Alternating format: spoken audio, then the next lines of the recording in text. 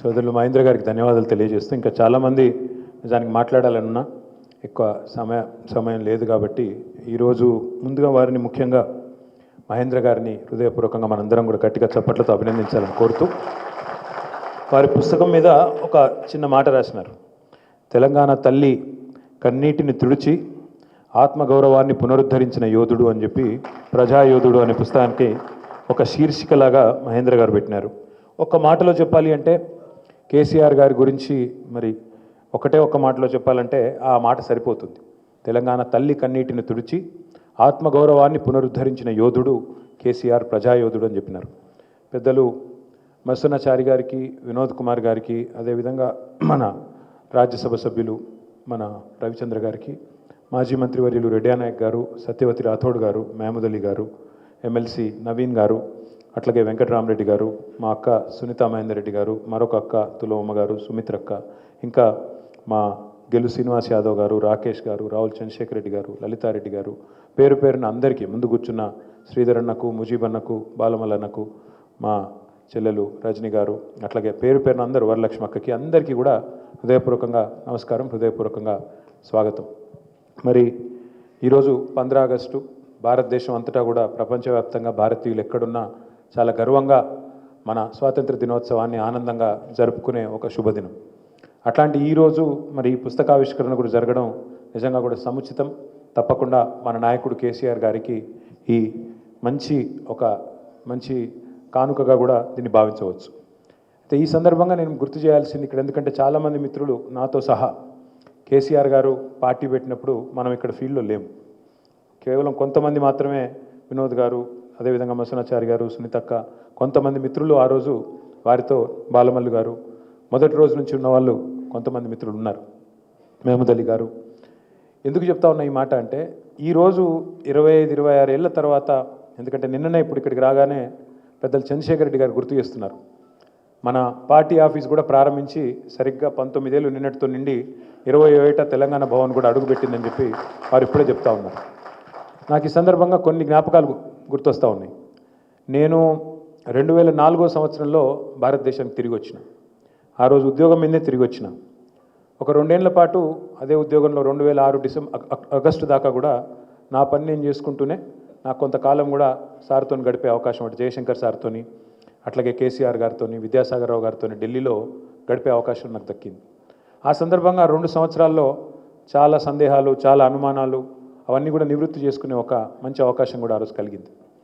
అంటే ఏ సందర్భంలో, ఏ రకంగా, ఏ పరిస్థితుల్లో ఈ పార్టీ ఆవిర్భవించింది, మరి ప్రస్తుతం జరుగుతున్నది ఏంది, చరిత్రలో జరిగింది ఏంది, ఇవన్నీ కూడా అవగాహన చేసుకునే ఒక అవకాశం కూడా నాకు కలిగింది. నేను అందులో 2-3 జ్ఞాపకాలు మీతో పంచుకునే ప్రయత్నం చేస్తాను. నేను ఒకటి, కేసీఆర్ గారు పార్టీ పెట్టినప్పుడు పరిస్థితి ఏంది. ఇవాళ 25 ఏళ్ల తర్వాత రాష్ట్రం సాధించిన తర్వాత ఎవడు పడితే వాడు ఏది పడితే అది మాట్లాడవచ్చు, చాలా సులువుగా అల్కగా ఏముందా కేసీఆర్ చేసింది అని కొట్టిపారేయచ్చు. ఎందుకంటే నోరే కదా, ఏముంది డైలాగ్ కొట్టడానికి పెద్ద కష్టం కాదు.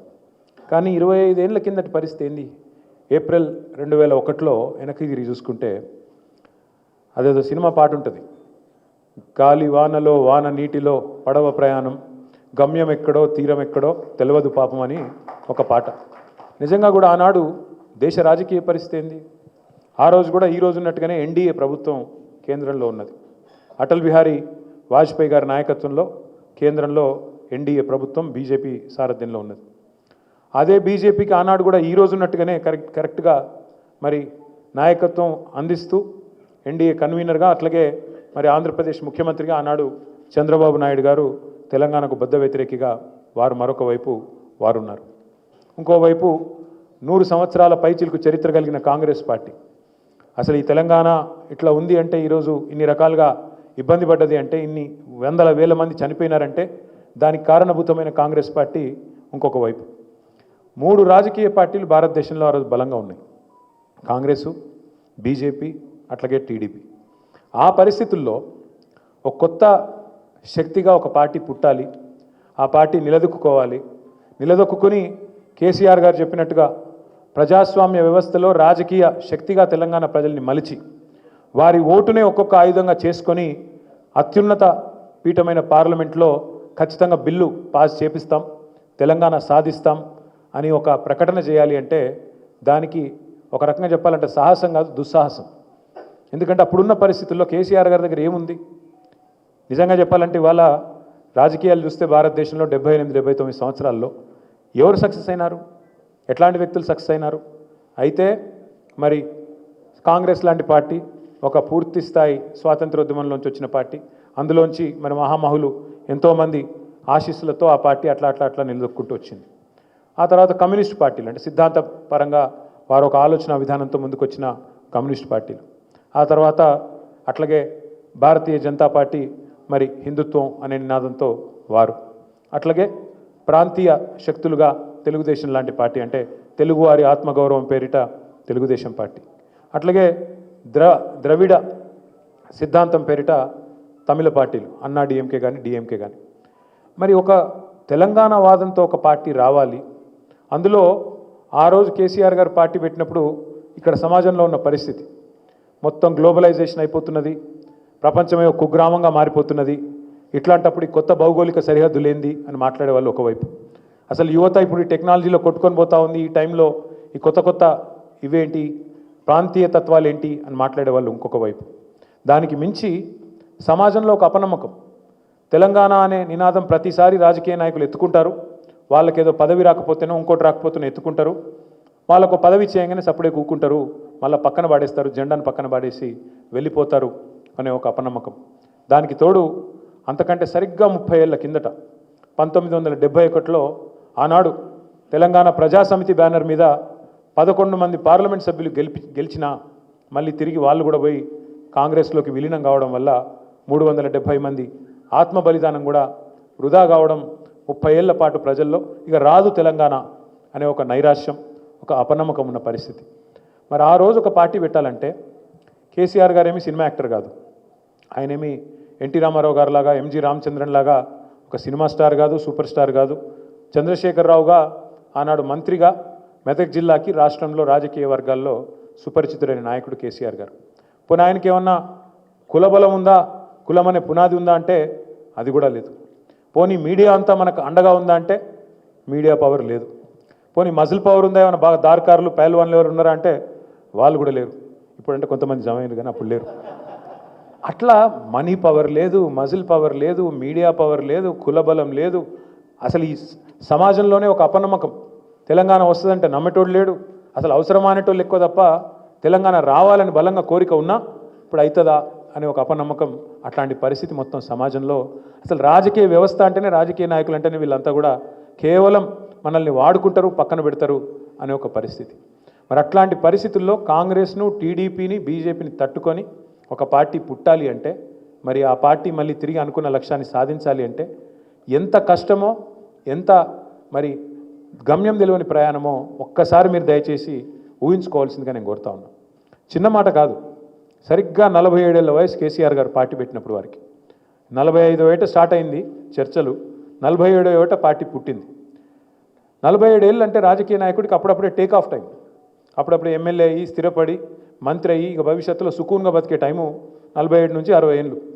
కానీ ఆ టైంలో ఒక కొత్త ప్రయోగం చేయాలి, ప్రజల కోసం నడుం బిగించాలి, నేను ఎట్లన్నా చేసి ముందడబడాలి, ఒక లక్ష్యం పెట్టుకోవాలి జీవితానికంటే అది మామూలు సాహసం కాదు. ఒక యోధుడు, ఒక దృఢమైన సంకల్పం కలిగిన వాడు, దైవబలం కలిగిన వాడు, అట్లాంటి నాయకుడికి మాత్రమే ఇది సాధ్యమవుతుంది తప్ప సామాన్యులతో మాత్రం కాదు అనే మాట కూడా నేను గుర్తు చేస్తాను. ఒక కవి చెప్పిండు, ఒక కవి గారు అన్నారు నాతో, శూన్యం నుంచి సునామీ సృష్టించిన నాయకుడు కేసీఆర్ గారు అనే మాట మాట్లాడినారు.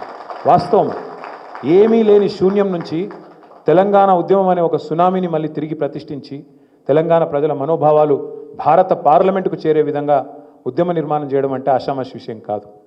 ఇంకో కవి గారు చాలా కవితాత్మకంగా చెప్పినారు. ఇక్కడ తెలంగాణ తల్లి బొమ్మ ఉన్నది.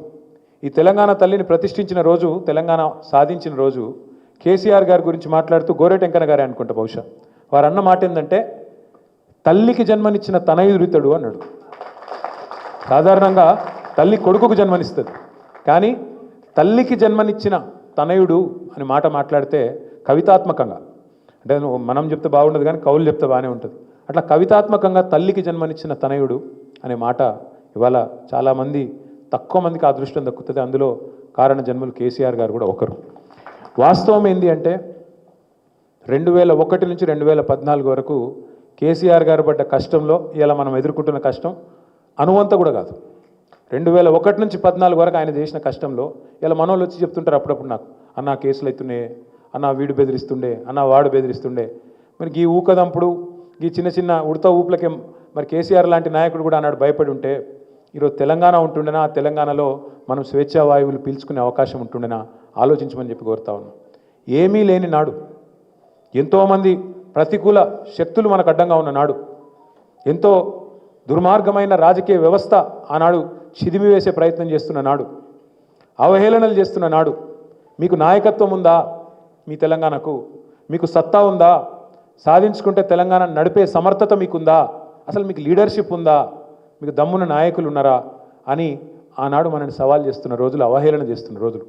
మన భాష మన యాస సినిమాల్లో బయట మార్కెట్లో ఒక జోకర్లకు విలన్లకు మాత్రమే వాడిన రోజులు ఆనాటి రోజులు. ఆ రోజుల్లో నేను తెలంగాణ వాడిని అని రొమ్ము విరుచుకొని తెలంగాణ కోసం కొట్లాడాలి అంటే దానికి తెగింపు కావాలి, మరి కథకు ముగింపు రావాలంటే కూడా దానికి ఒక కథానాయకుడు కావాలి. అట్లా కలిసొచ్చే కాలానికి నడిసొచ్చిన కొడుకు ప్రజాయోధుడు కేసీఆర్ గారు. 1, 2 కాదు, ఎన్ని పరీక్షల మధ్యలో వచ్చినా కొన్నిసార్లు గెలుపు దక్కింది, కొన్నిసార్లు ఎదురు దెబ్బలు తగిలినాయి 14 ఏళ్లలో. కానీ మొక్కవోని ధైర్యంతో ఏ ఒక్కరోజు కూడా నమ్మకాన్ని కోల్పోకుండా, విశ్వాసాన్ని కోల్పోకుండా ప్రజల మీద భారం వేసి దేవుడి ఆశీర్వాదంతో అల్టిమేట్గా సావు నోట్లో తలబెట్టి ఒక మాట చెప్పాలంటే ఒక సాహసోపేతమైన ప్రకటన చేయాలంటే లోపల కడుపులో, గుండెలో, కలేజా, ఓవరాల్గా మనిషికి తెగింపు, ధైర్యం ఉండాలి. నేను ఆంధ్రప్రదేశ్ నుంచి పోతున్నా, తిరిగి తెలంగాణ గడ్డ మీదనే కాలు పెడతా అంటే అని చెప్పాలంటే దానికి చాలా గుండె ధైర్యం కావాలి. ఆ ప్రకటన చేయాలంటే ఆంధ్రప్రదేశ్లోకి వెళ్ళి పోతున్నా, తిరిగి తెలంగాణ గడ్డ మీదనే నేను కాలు పెడతా అని చెప్పాలంటే చాలా ధైర్యం కావాలి. అట్లాగే 2013లో కాదు, 2001లోనే కేసీఆర్ గారు కరీంనగర్ సింహగర్జనలో ఇంకొక మాట చెప్పిండ్రు. నేను ఎత్తిన జెండా దించితే, చాలామందికి ఒక అపనమ్మకం ఉంది, నేను ఎత్తిన జెండా కనుక దించితే, పోరాటాన్ని పక్కన పెడితే నన్ను రాళ్లతోని కొట్టి చంపే అధికారం మీకు ఇస్తున్నా అని చెప్పే ధైర్యం చాలా తక్కువ మంది రాజకీయ నాయకులకు ఉంటుంది. ఇవాళ చూడండి, 6 గ్యారంటీల పేరిట మోసం చేసి 420 హామీలు ఇచ్చి మేము ఎక్కడిచ్చినాం అన్నీ అయిపోయినాయి అంటున్నారు.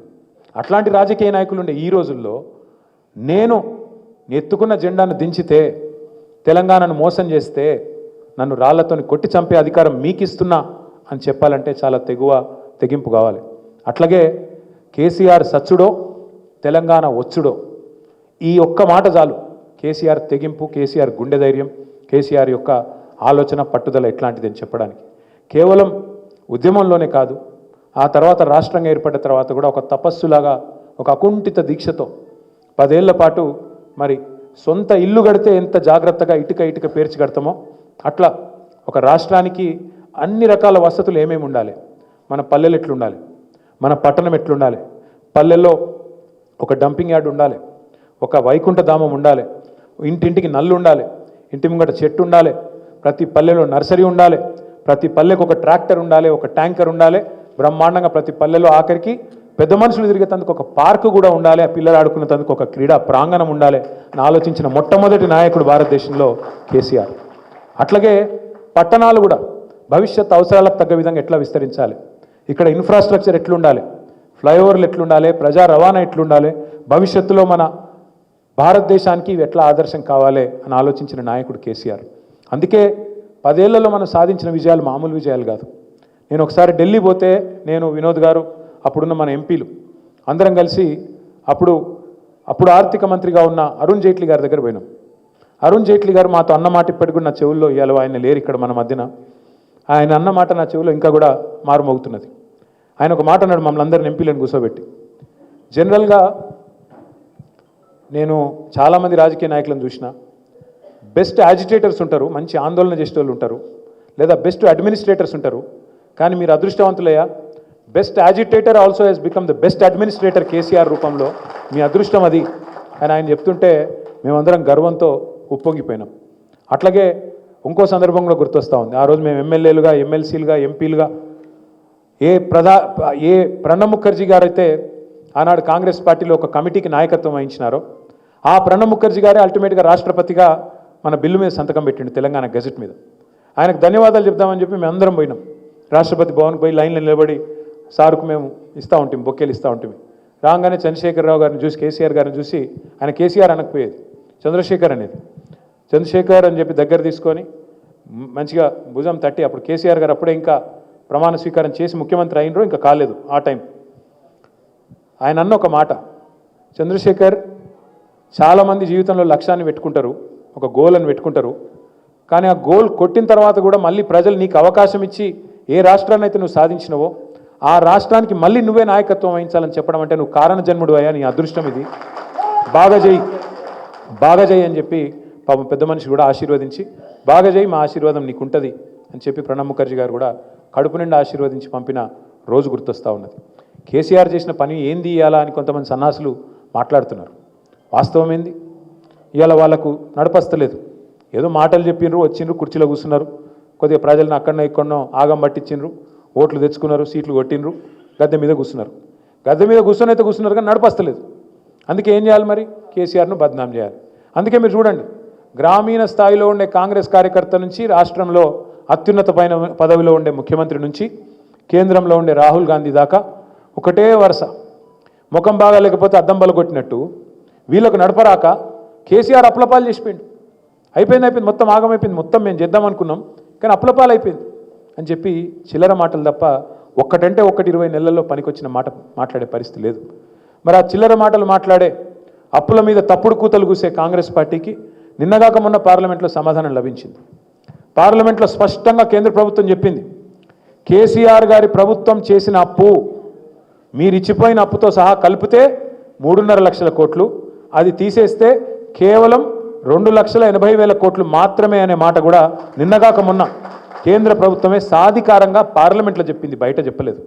ఈ మాట దయచేసి నేను ఎందుకు చెప్తా ఉన్నా అంటే, ఇవాళ కాంగ్రెస్ పార్టీకి ప్రభుత్వాన్ని నడపడం చేతగాక, ప్రజలకు ఇచ్చిన హామీలు నెరవేర్చడం చేతగాక, ముఖం బాగా లేక అద్దం బలగొట్టినట్టు ఇలా ప్రభుత్వాన్ని నడిపే తెలివి లేక మన నాయకుడిని ఇలా బద్నాం చేసే ప్రయత్నం చేస్తూ ఉన్నారు. మనం గుర్తు చేయాలి, ప్రజలకు చెప్పాలి, 2 విషయాలు చెప్పాలి. ఒకటి, కేంద్రం చెప్పిన లెక్క అధికారికమైన లెక్క, రాష్ట్ర ప్రభుత్వ యంత్రాంగంతో మాట్లాడి ఇచ్చిన లెక్క తప్ప వాళ్ళ పాటికి వాళ్ళు ఇచ్చిన లెక్క కాదు, పార్లమెంటు వేదికగా చెప్పిన లెక్క.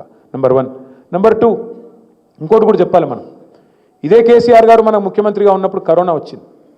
ప్రపంచవ్యాప్తంగా కరోనా అనే మహమ్మారి వచ్చిన తర్వాత ఒక్క ప్రభుత్వం కూడా ప్రపంచంలో ఒక దమ్మిడి ఆదాయం కూడా ఇవ్వలకు లేదు. అమెరికా కావచ్చు, భారతదేశం కావచ్చు, తెలంగాణ కావచ్చు, ఆంధ్రప్రదేశ్ కావచ్చు, ఏ ప్రభుత్వానికి కూడా ₹1 ఆదాయం లేని పరిస్థితి. కానీ రూపాయి ఆదాయం లేకపోయినా ఆనాడు కేసీఆర్ గారి నాయకత్వంలో ఒక్క సంక్షేమ కార్యక్రమం ఆగిందా మనం ప్రజలను అడగాలి. కరోనా సమయంలో కూడా రైతు బంధు ఆగిందా? ఆగలేదు. కళ్యాణ లక్ష్మి ఆగిందా? ఆగలేదు. రైతు పంట కొనుగోలు ఆగినాయా? ఆగలేదు. పెద్ద మనుషుల పెన్షన్లు ₹2,000 పెన్షన్లు ఆగినాయా? ఆగలేదు. అంటే దమ్మిడి ఆదాయం లేకపోయినా, రూపాయి ఆదాయం లేకపోయినా మరి సంక్షేమ పథకాలు కానీ అభివృద్ధి పనులు కానీ ఆగలేదు. ఆఖరికి కరోనా టైంలో హైదరాబాద్లో రోడ్లు కూడా వేసుకున్నాం మనం. దేశంలో ఎవరు పనిచేయలే, కేవలం మనం మాత్రమే హైదరాబాద్లో రోడ్లు కూడా, ఎందుకంటే మంచిగా ఫ్రీగా దొరికింది హైదరాబాద్ అని చెప్పి రోడ్లు కూడా పూర్తి చేసినాం. అట్లా మనం పనిచేసినాం. ఇది ఎందుకు చెప్తా ఉన్నా నేనంటే, ఆ రోజు ఒక సమర్థవంతమైన నాయకుడు మనకు ఉన్నాడు కాబట్టే ఆదాయం ఉందా లేదా అని మనం చూడలే. అల్టిమేట్గా అవకాశం దొరికినప్పుడు అటు సంక్షేమం ఇటు అభివృద్ధి జోడెద్దుల మాదిరిగా పరుగులు పెట్టించినాం. కానీ ఈరోజు అంగట్లో అన్నీ ఉన్నా అల్లు నోట్ల శని ఉన్నట్టు ఆదాయం ఉంది, అద్భుతమైన రాష్ట్రం ఉంది, కేసీఆర్ నిర్మించిన పునాది ఉంది, ప్లాట్ఫామ్ ఉంది, కానీ దాన్ని వాడుకునే తెలివి వీళ్ళకి లేదు. వీళ్ళ ఎజెండా వేరు, ఎట్లా డబ్బులు సంపాదించాలా, ఎట్లా డబ్బుల మూటలు ఢిల్లీకి పంపాలా అనే ఆలోచన తప్ప ప్రజలకు ఎట్లా మనం ఇచ్చిన హామీలు నెరవేర్చాలన్న ఆలోచన కానీ ఇంగితం కానీ వీరికి లేదు.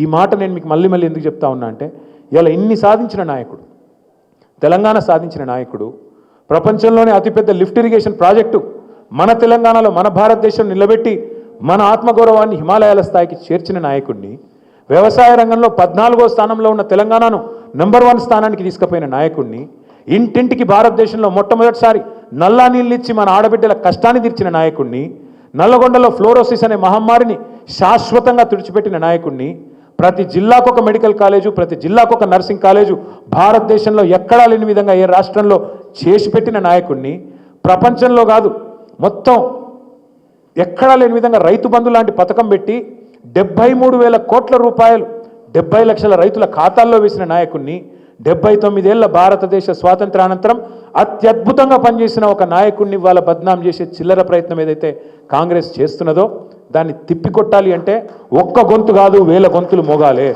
ఇది ప్రతి వేదికలో వినబడాలి. ఎక్కడ ఉండే తెలంగాణ తలసరి ఆదాయంలో మన పుట్టినాడు 2014లో ఎక్కడో భారతదేశంలో 12వ స్థానంలో ఉండే, ఇవాళ నెంబర్ 1 స్థానానికి తీసుకొచ్చింది కేసీఆర్ నాయకత్వం కాదా? ఇవాళ నేను ఓను బిడ్డ సర్కారు దవాఖాన కన్నా కాడి నుంచి నేను సర్కారు దవాఖానకి పోతా అని చెప్పి మన ఆడబిడ్డలు సర్కారు దవాఖానలకు పోయి కేసీఆర్ కిట్లు అందుకొని ఇటు మాతా మరణాలు అటు శిశు మరణాలు తగ్గిన మాట వాస్తవం కాదా? ఎక్కడో 14వ స్థానంలో ఉన్న హెల్త్ రంగంలో 3వ స్థానానికి తెలంగాణ వచ్చిన మాట వాస్తవం కాదా? ఏ రంగమన్నా తీసుకోండి మీరు, ఐటీ రంగం కానీ, పరిశ్రమలు కానీ, వ్యవసాయం కానీ, మెడికల్ కానీ, హెల్త్ కానీ, ఎడ్యుకేషన్ కానీ, ఏ రంగం తీసుకున్నా అద్భుతాలు సృష్టించింది కేసీఆర్ నాయకత్వం. అట్లాంటి కేసీఆర్ గారి గురించి ఇవాళ మహేంద్ర గారు చాలా సమగ్రంగా రాసినారు. ఆయన బాల్యము, ఆయన కాలేజ్ చదువు, ఆయన రాజకీయము, ఉద్యమము, ఆ తర్వాత మళ్ళీ అధికారంలో మరి 10 ఏళ్ల పాటు సాధించిన విజయాలు అన్నీ కూడా సవివరంగా రాసే ప్రయత్నం చేసినారు. చాలా ధన్యవాదాలు పెద్దలు మత్స్యనాచారి గారికి 2 రకాలుగా. ఒకటేమో పుస్తకాన్ని ఆవిష్కరించినందుకు, రెండవది వారికి మరొక ధన్యవాదాలు మీరు కూడా పుస్తకం రాస్తానని చెప్పినందుకు. బ్రహ్మాండమైన పుస్తకం రాయాలని కోరుకుంటా ఉన్నా. కానీ ఒకటో రెండో సరిపోవు. నేను మొన్న మధ్యన ఒక ఆయన తమిళనాడు ఎక్స్ఎమ్మెల్యే వచ్చిండు నా దగ్గరికి, శేఖర్ అని. వచ్చినప్పుడు వచ్చుడే అంబేద్కర్ గారి పుస్తకం తీసుకొని వచ్చిండు. వచ్చి గిఫ్ట్ ఇచ్చిండు, అని బొకే తీసుకురాలే, బుక్ తెచ్చిండు. ఇదేంది బ్రదర్ అన్న అంటే, మా అలవాటు అన్న తమిళనాడులో ఏం అలవాటు అంటే మేము బొకేలు షాల్వాలు అవి ఏం సార్, మేము ఒక పుస్తకం ఇస్తాం, మేము పుస్తకం ఇచ్చడం మా అలవాటు. కానీ మీరు మద్రాసుకు వస్తేనేమో మమ్మల్ని కలుస్తేనేమో తమిళవాదం మీద ద్రవిడవాదం మీదనేమో 100,000 పుస్తకాలు ఉంటాయి సార్. అక్కడ మీరు కావాలంటే టక్మని తెచ్చుకురావచ్చు, ఇచ్చేయచ్చు.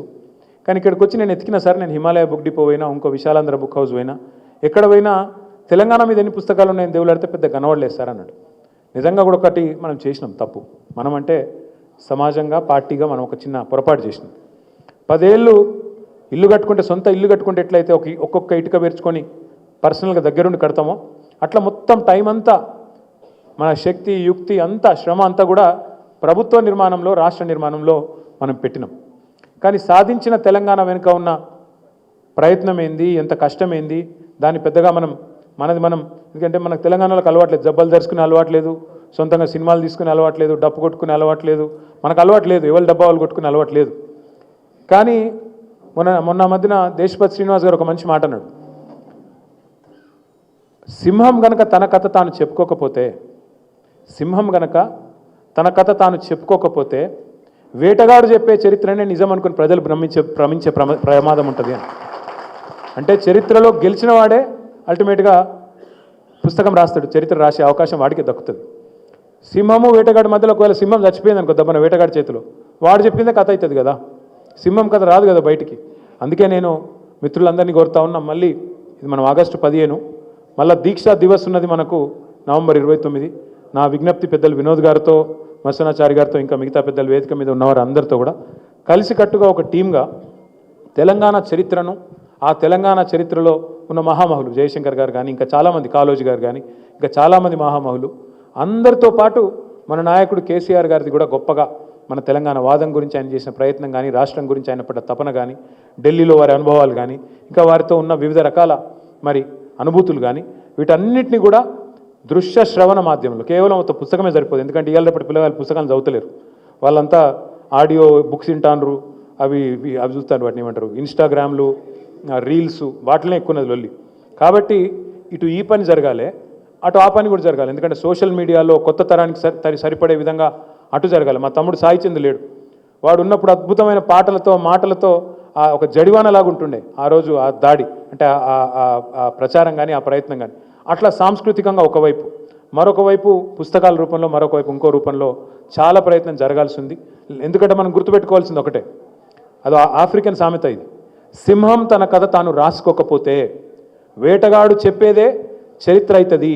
అది జరగద్దు అంటే కాంగ్రెస్ వాడు, బీజేపీ వాడు చెప్పే తెలంగాణ చరిత్ర మన పిల్లలకు తప్పుడు చరిత్ర పోవద్దంటే తప్పకుండా మనమే ఎవరైతే తెలంగాణ సాధించినామో మనమే మళ్ళొక్కసారి మన నాయకుల గొప్పతనాన్ని, ఈ పోరాటం గొప్పతనాన్ని, ఈ పోరాటం ఔన్నత్యాన్ని మనమే చెప్పాలి.